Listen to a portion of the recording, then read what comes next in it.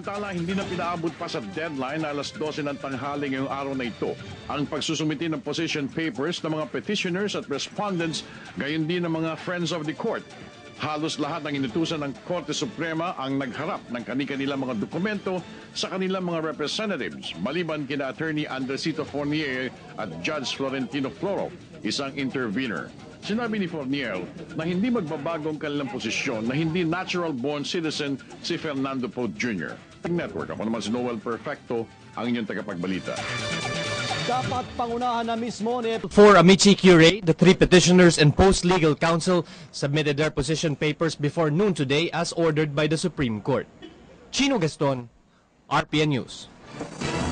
Meantime, Supreme Court spokesperson Ismael Can believes that the High Tribunal's... Ilang araw na lang ang hinihintay bago tuluyang ilabas ng Korte Suprema ang kanilang desisyon kung kwalipikadong ang tumakbo bilang Pangulo si Fernando Poe Jr.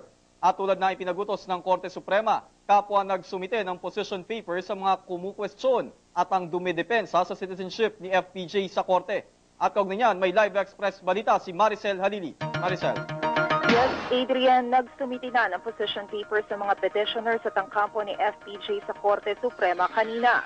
Ito upang makatugon sa 5 o'clock deadline ng Korte hinggil pa rin sa pagbibigay ng mga papeles na may kinalaman sa disqualification case laban kay FPJ.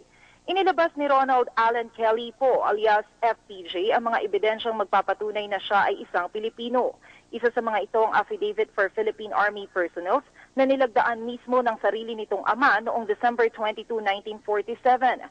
Nakasaad dito ang ikinasal ang tatay ni FPJ na si Fernando Poe Sr. sa kanyang ina na si Bessie Kelly sa Malate Church noong January 1939, 7 buwan bago ang kapanganakan ni FPJ. Nakasulat din sa dokumentong ito ang ngalan ni FPJ bilang anak ni Fernando Poe Sr. Patunay lamang umano na kinikilala siyang anak ng kanyang ama.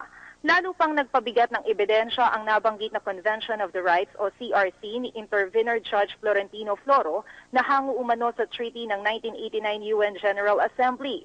Ito saan lahat ng mga batang naninirahan sa bansa, Pilipino man o banyaga, ay may protection rights kabilang na ang rights to nationality.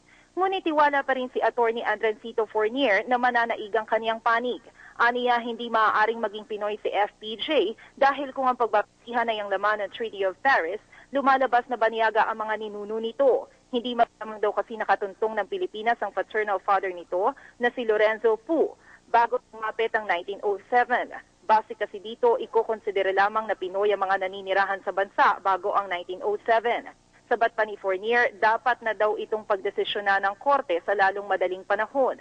Ngunit ayon sa Korte, araw na lamang at hindi linggo hihintayin ng taong bayan sa paglabas ng desisyon hinggil dito. At narito ang ilang mga pahayag.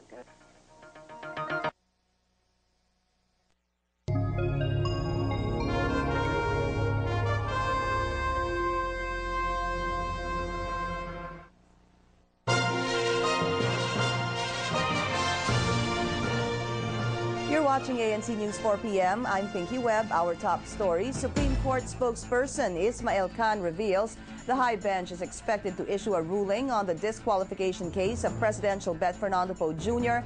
in a matter of days.